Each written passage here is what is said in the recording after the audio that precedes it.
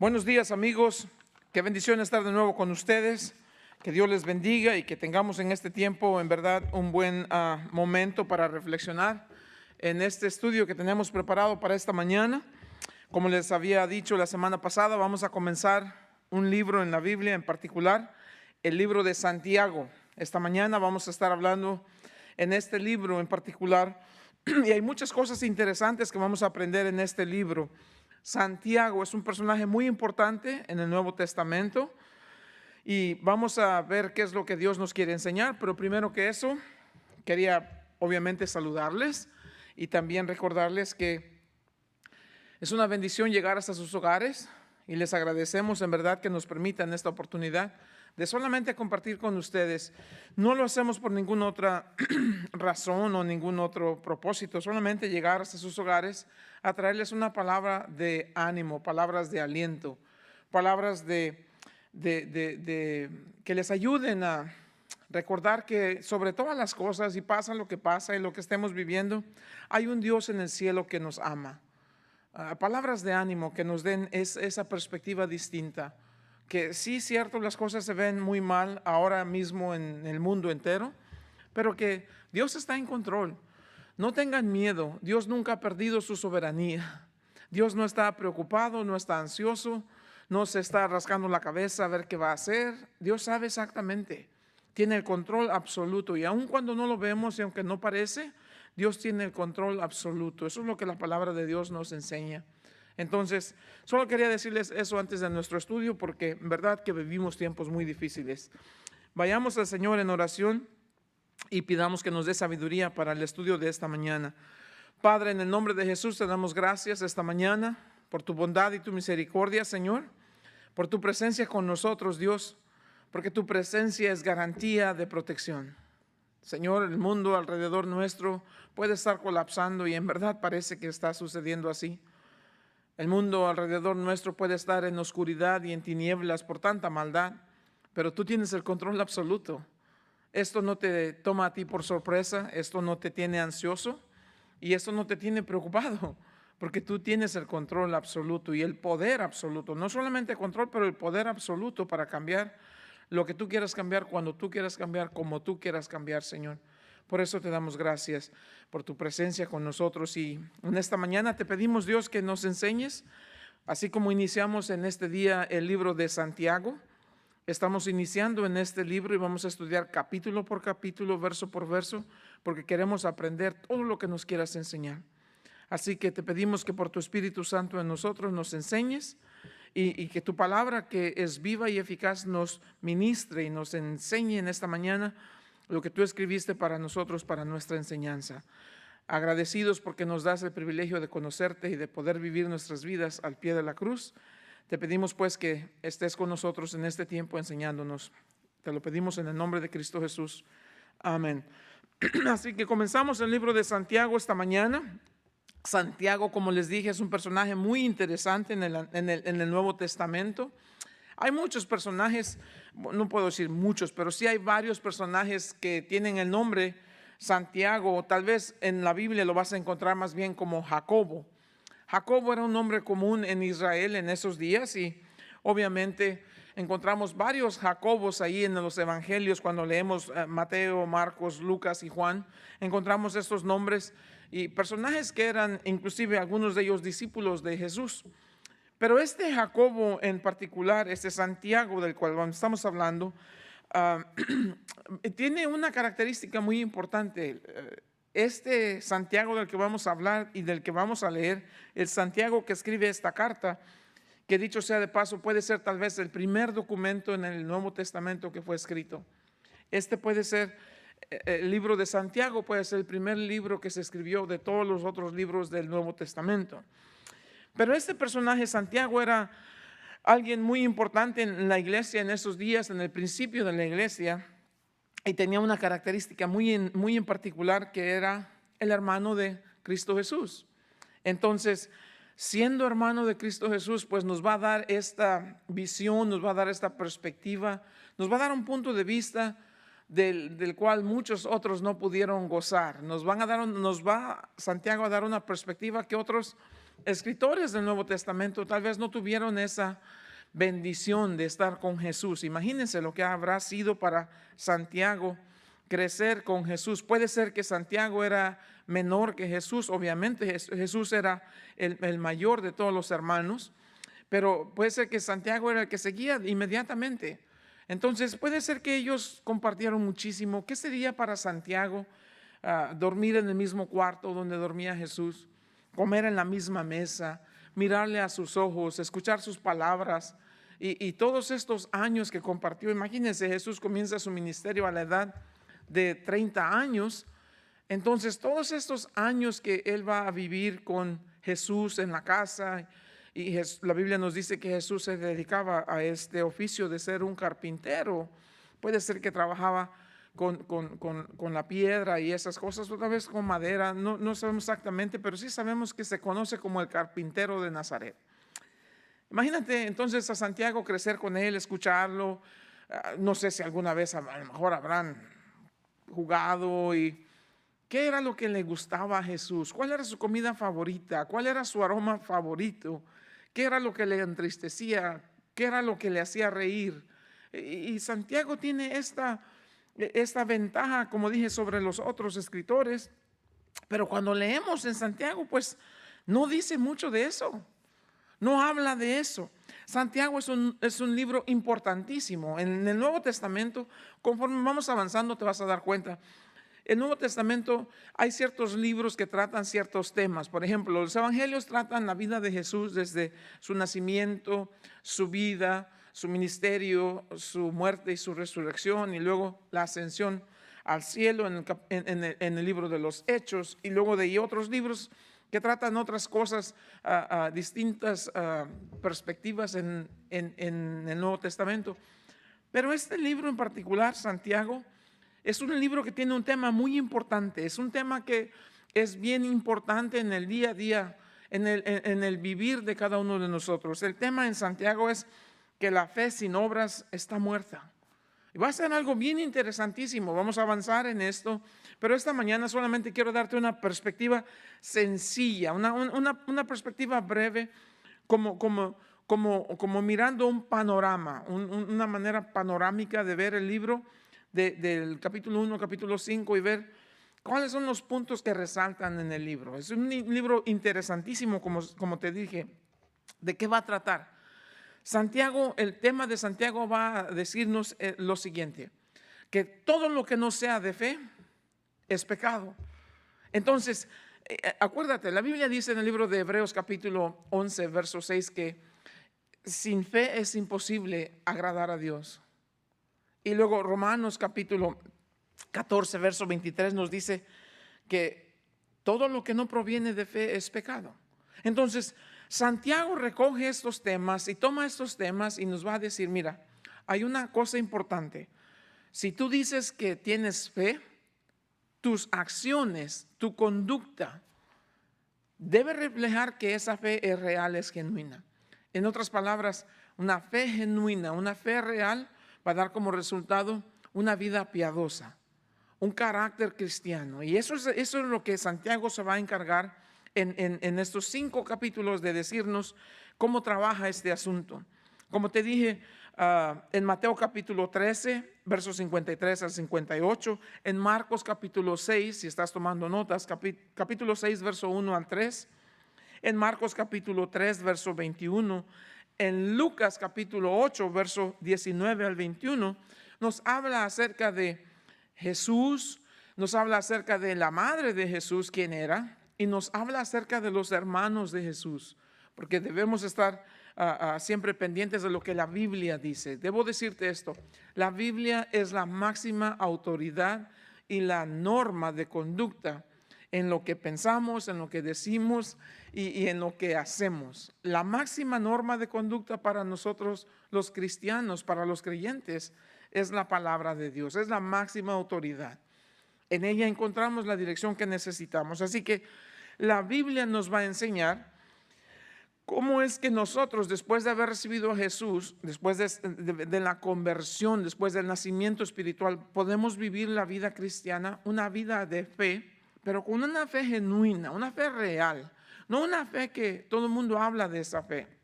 No, la fe de la que vamos a hablar y la que nos va a enseñar Santiago es una fe que se demuestra por la manera en que vivimos. Ese es el tema que Santiago va a tocar con nosotros y nos va a decir, no digas que crees en Jesús si caminas como si no lo conoces. Ese va a ser el punto aquí. Y nos va a hablar acerca de qué es la fe y cómo trabaja la fe. Y entonces comenzamos en Santiago capítulo 1, verso número 1, y nos dice, Santiago, siervo de Dios, y nota esto, y del Señor Jesús, a las 12 tribus que están en la dispersión. Y luego dice, salud. Es bien importante que él escribe esto porque dice, siervo de Dios y del Señor Jesús. La palabra siervo dice esclavo por voluntad propia, en griego sería doulos. Se dice Santiago, que es un siervo por voluntad propia, sin derechos, no porque era que lo hicieron ser eso, es que él quiso ser un siervo por voluntad propia y sin derecho. Y le escribe a estas 12 tribus, está hablando de la gente del pueblo de Israel, que viven en la dispersión. Cuando comienza el evangelio a predicarse en Jerusalén, ustedes se recuerdan, comienza esta gran persecución contra de los cristianos. Ahí mismo en Jerusalén comienza y ellos comienzan a salir y salir y salir, y mientras van saliendo se encuentran que ahora son cristianos, los de su país, los que son religiosos, celosos de la religión judía, los persiguen porque los cristianos no son como ellos, no hacen las mismas cosas que ellos. Y se encuentran también que no solamente los judíos los están persiguiendo en ese sentido, los que practican la religión, sino también los que son gentiles, los que no practican religión, los persiguen. Entonces se encuentran como cristianos, como creyentes padeciendo en medio del mundo por todos lados. Y puedes leer en los testimonios cómo sufrieron de verdad los cristianos del primer siglo. Entonces, para no hacer mucho énfasis en la introducción solamente, quiero darte diferentes puntos en los diferentes 5 capítulos para que tengamos una idea cuando leamos el libro de Santiago, ¿qué vamos a encontrar? Bueno, Santiago nos va a decir, fe es absolutamente necesaria para vivir una vida piadosa y tienen que ir de la mano. Mi fe debe ser genuina y real porque mis obras demuestran que soy una persona de fe. Entonces, esto es el asunto aquí. La pregunta sería para ti y para mí, pues entonces, ¿cuánta fe es necesaria? Si vamos a vivir la vida cristiana y si la vida cristiana no es fácil, pues ¿cuánta fe necesito tener? Jesús, preguntándole a los discípulos a Jesús acerca de esto, Jesús dice, si tuvieras fe como un grano de mostaza, ¿cuánta fe es necesaria? Así de pequeñito, poquito, casi nada. Pero es necesario que tengamos fe, pero que esa fe sea genuina, esa fe sea real. ¿Por qué? Porque está en esa fe que es pequeñita como un grano de mostaza, está la respuesta cuando nosotros en nuestra relación con Dios pasamos por dificultades, tenemos necesidades, es en esa fe. Con esa fe pequeñita podemos venir delante de Dios y es lo que Dios requiere, que vengamos delante de Él, que aprendamos por fe, pues a venir a Él. Entonces, ¿cuánta fe es necesaria? Poquito, como un grano de mostaza. Pero ¿debe quedarse así? No, por supuesto que no. Debemos continuar creciendo en la fe. Aquí vienen 2 cosas importantes. En el capítulo 1, Santiago nos va a decir, mira, esto es lo importante que aprendas a hacer. Como cristiano tienes que vivir una vida que vaya de acuerdo a tu creencia. Acuérdate de esto. Si tú dices que eres cristiano, si yo digo ser cristiano, 2 cosas que nunca pueden estar desbalanceadas. Mi creencia tiene que ir a la par de mi conducta. Mi creencia determina mi conducta y tienen que ir en ese balance. Entonces Santiago nos va a decir aquí, a manera que tú y yo crezcamos en la fe, pon atención, para que tú y yo podamos decir que estamos creciendo en la fe, 2 cosas tienen que suceder. Número 1, lee conmigo verso 2 al 5 y mira lo que Santiago va a decir.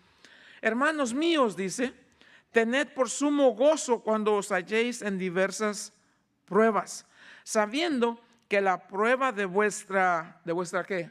De vuestra fe produce ¿qué? Paciencia. Mas tenga la paciencia su obra completa para que seáis perfectos y cabales sin que os falte cosa alguna. Verso 5, y si alguno de vosotros tiene falta de sabiduría, pídala a Dios, el cual da a todos abundantemente y sin reproche. ¿Y qué va a pasar? Y le será dada. Santiago nos escribe y nos va a decir esto. Mira, si vas a caminar por este mundo diciendo que tienes fe en Cristo Jesús, tu creencia tiene que ir a la par de tu conducta. Y cuando estés en dificultades, esto es lo importante, dice, cuando estés en dificultades debes entender que Dios va a usar esa prueba para hacerte crecer en la fe. Repito, no estamos ya en el estudio, te estoy dando una vista panorámica de lo que es el libro de Santiago. Entonces vamos a leer eso en el capítulo 1, que a manera de nosotros crecer en la fe, necesitamos pasar por diferentes pruebas. Eso es lo que la Biblia dice aquí. Dios va a permitir pruebas que nos hagan crecer en fe. Y número 2, las pruebas tienen que ir siempre filtradas, si lo quieres mirar así. Las pruebas que vengan a tu vida tienen que ser filtradas en la palabra de Dios. Mira lo que dice aquí, verso 22 del capítulo 1. Pero ser hacedores de la palabra y no tan solamente oidores, engañándonos a vosotros mismos. Escucha lo que te digo. Santiago dice, mira, yo quiero hablarte de un tema que es bien importante. ¿Dónde estaba esta gente que escribieron, a quien él le escribió la carta? Escondidos, huyendo del peligro de su gente que los estaban persiguiendo porque ahora eran cristianos, y del peligro de los gentiles que no los querían también por ser cristianos. Y allí donde se encuentran, escondidos, sufriendo, muchos han muerto. Ahí donde están, padeciendo lo que están padeciendo, esa persecución, Santiago les dice, quiero decirte que esto que te está sucediendo, Dios lo va a permitir para que crezcas en la fe. No es fácil para mí y para ti digerir eso. Vamos a entrar más en detalle acerca de estos detalles de lo que hay aquí, pero es importante que pienses en eso, porque en el mundo que estamos viviendo ahorita viene la prueba y a nadie nos gusta. Lo primero que hacemos es, ¿por qué? ¿Por qué? ¿Por qué? ¿Por qué? ¿Por qué? ¿Por qué? No, espérate. Las pruebas no trabajan en contra de ti. Las pruebas trabajan a bien de ti. No, eso está muy mal. Si no te gusta, pues lo siento mucho, pero es así como trabaja con el Señor. Sí, Dios por medio de estas cosas nos va a enseñar a nosotros a crecer en la fe. ¿Cuánta fe es necesaria? Poquitita, como un grano de mostaza. ¿Nos vamos a quedar ahí? No, necesitamos continuar creciendo en la fe. ¿Qué usa Dios para hacernos crecer en la fe? Número 1, pruebas. Y número 2, la palabra de Dios. Esto es en el capítulo 1. Cuando nos vamos moviendo, entonces vamos avanzando. ¿Cómo nos damos cuenta que sí, en verdad estamos creciendo? ¿Cómo sé? ¿Cómo sabes tú que otros están creciendo en la fe y que no están estancados en su fe? En el capítulo 2 nos va a decir, sencillo como esto. Y como te dije, no estamos todavía entrando en los detalles, te estoy dando una vista panorámica. El capítulo 2 nos va a decir que hay 2 cosas para ver si estás creciendo en la fe o no. Número 1, no discriminas, no haces acepción de personas, no haces distinción alguna entre pobres y ricos, jóvenes o adultos. No haces discriminación alguna de colores de piel.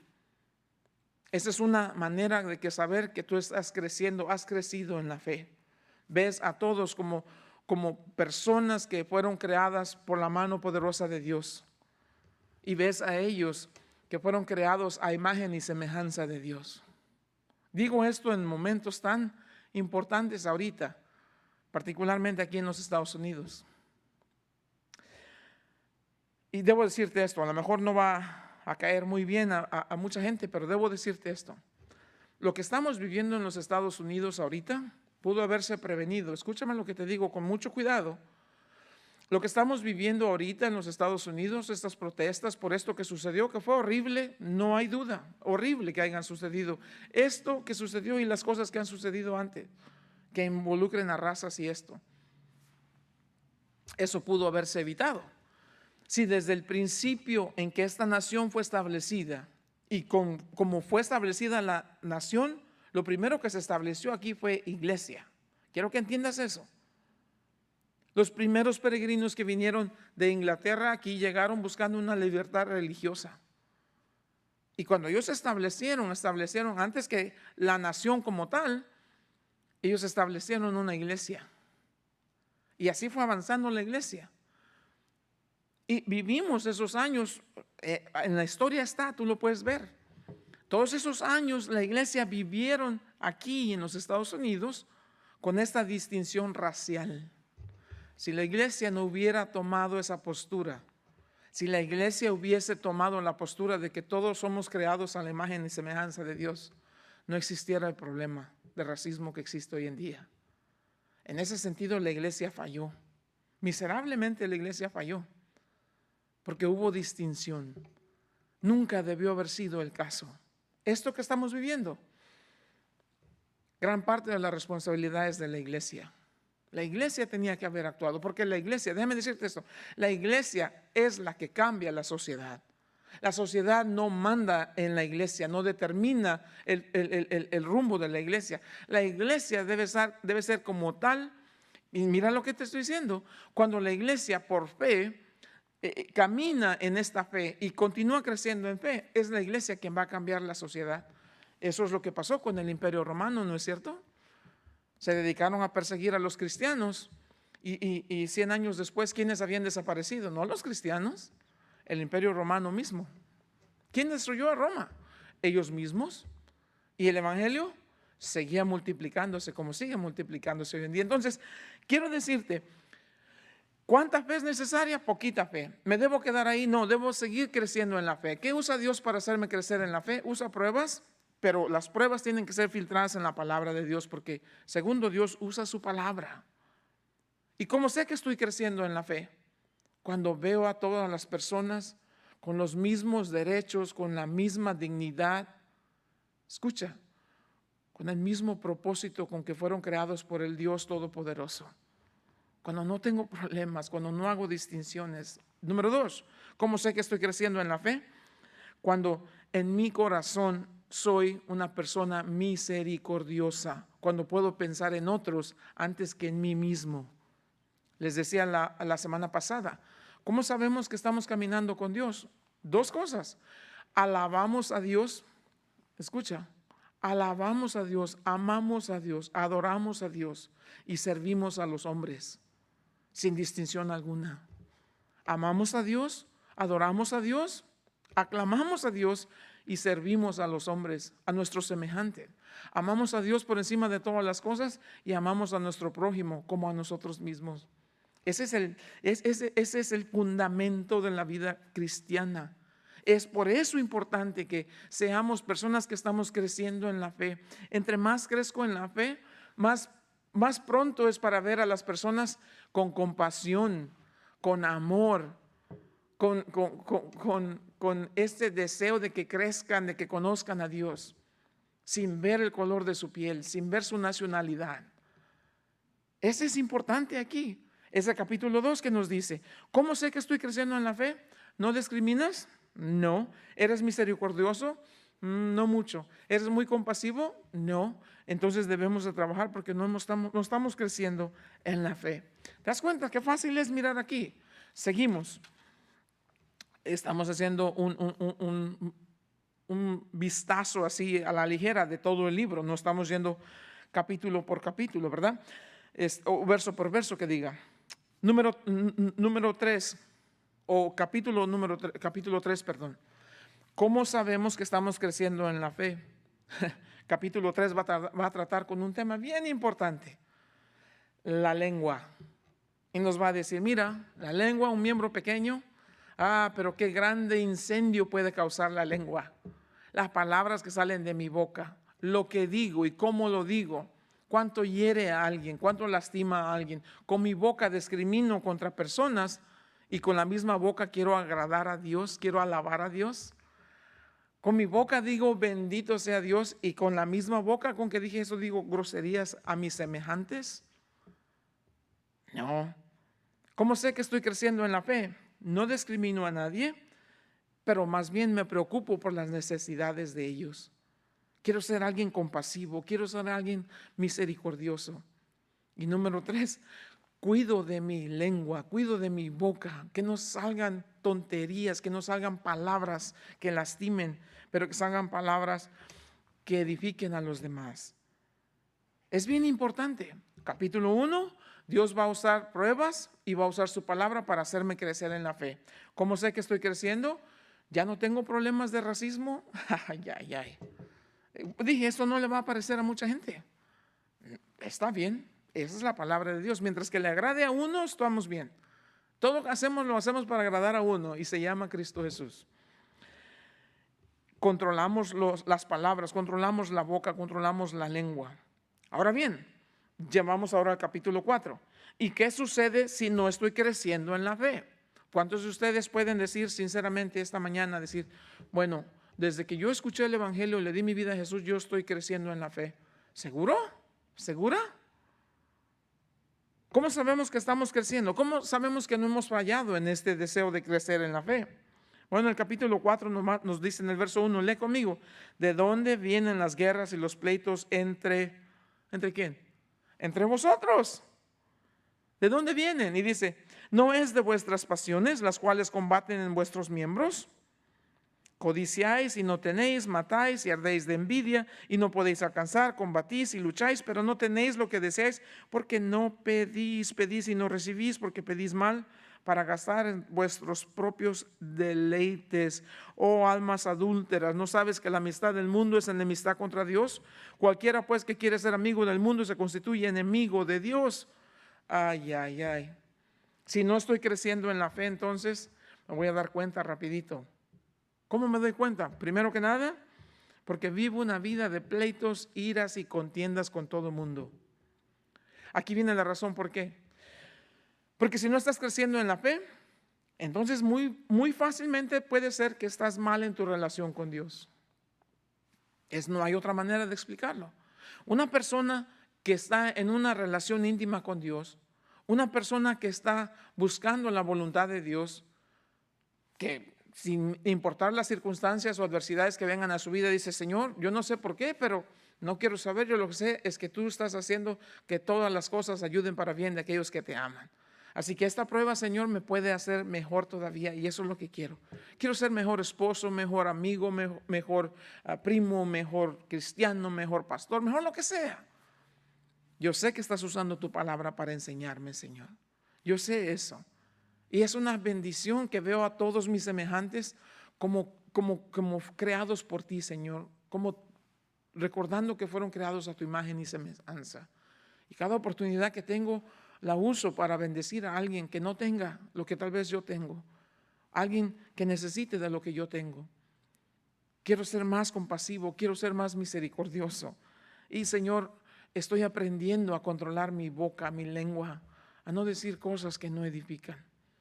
Porque con esta boca que te digo, bendito seas Dios del universo, no quiero usar esta misma boca para maldecir a nadie, ni para hablar cosas que no convienen. ¿Cómo sé que mi fe no está creciendo y cómo sé que tal vez estoy fallando en eso? Mi vida es una vida de contienda y de pleito. Mira, si estás a pleito con Dios, si estás en pleito con Dios, por seguro vas a estar en pleito con tus semejantes. Y empieza contigo. ¿Por qué estás en pleito con otros? Es porque estás en pleito contigo. Todavía no tienes la paz de Dios que gobierne en tu corazón. No hay paz en tu corazón. Vives en esa constante ansiedad, en esa incertidumbre y todo el tiempo estás buscando lo temporal, lo terrenal. Te enoja que tú no tienes lo que otros sí tienen. Y ves a alguien que trae un carro nuevo y inmediatamente empiezas a murmurar, ¿de dónde lo habrá sacado? Ni trabaja. ¿Cómo le harán para pagarlo? Seguramente andarán en esto. Seguramente se quedan hasta sin comer para tener el carro nuevo. Entonces quiere decir que estás en pleito contigo, no hay paz en tu corazón, ahora estás en pleito con gente. Y si estás en pleito con otros, debes de recordar, estás en pleito con Dios. Aquí dice, ¿de dónde vienen las guerras y los pleitos entre vosotros? De nosotros mismos. Así que, ¿ves cómo va avanzando este asunto? Muy, muy importante que veamos esto. ¿Por qué estás en guerra con los demás? Déjame decirte, respira profundo para que no te vayas a enojar. ¿Estás en guerra con los demás? Porque en tu vida no hay lugar para Dios. Porque te ha dado en pensar que tú puedes usar a Dios cuando lo necesites y el día que no te conviene lo puedes echar a un lado. Porque te hace bien pensar que tienes a un Dios encerrado en un templo y lo vas a ver solamente cuando necesitas. Porque no te da la gana agradecerle las bendiciones de todos los días. Porque no te da la gana rendirte a su voluntad. Porque quieres que Dios trabaje para ti, que no tú le sirvas a Dios. Quieres que Dios te dé lo que se te antoja, no lo que necesitas. Garantizado, Dios dice, buscad primeramente el reino de Dios y su justicia y todas estas otras cosas serán añadidas. Dios no te va a dejar sin comer ni sin vestido, pero primero necesitas buscar su reino. Pero eso no nos gusta. No nos gusta que nadie gobierne en nuestra vida. No nos gusta que nadie nos diga no. No nos gusta que nadie nos diga eso está mal. ¿Qué debo hacer entonces? Si tal vez ese es mi problema, entonces no estoy creciendo en la fe, estoy estancado, tengo problemas con la gente, me caen mal, no me caen bien los que no son como yo. Y no estoy dispuesto a compartir con nadie que trabajen. Si yo también trabajo, ellos también pueden trabajar. Y estás en este mundo de pleito y estás en pleito con todo el mundo. Entonces no estás creciendo en tu fe. Y ahora estás pensando, ¿qué debo hacer entonces? Hay 3 cosas que vamos a aprender en el libro que debes machacar todos los días. Número 1, lo importante de todo lo que hagas en la vida es tu carácter. ¿A quién reflejas en lo que haces? Si haces el bien, si eres compasivo, si eres misericordioso, si estudias la palabra, si oras, si le das gracias a Dios, si declaras tu dependencia, te asemejas a Cristo Jesús. Si estás en pleitos, acusando, murmurando, envidiando, peleando, todas estas cosas, te pareces al diablo. Ay, pastor, no debería decir eso. Sí, sí debo decir eso. Tu conducta refleja a quién le perteneces. Acuérdate, tu papá y mi papá, mi mamá, tu mamá te decían esto. Dime con quién andas y te diré quién eres. La realidad es esa. No, pero yo sí soy religioso. Eso no tiene nada que ver. Pero yo voy a la iglesia. ¿Cuándo? Cuando hay bautismo. No. No, es tu relación personal con Cristo Jesús. ¿Cuál en verdad es la meta de tu vida? Tu carácter, ¿qué refleja? Pleitos, iras, contiendas, envidia. ¿Eso es lo que reflejas en tu carácter?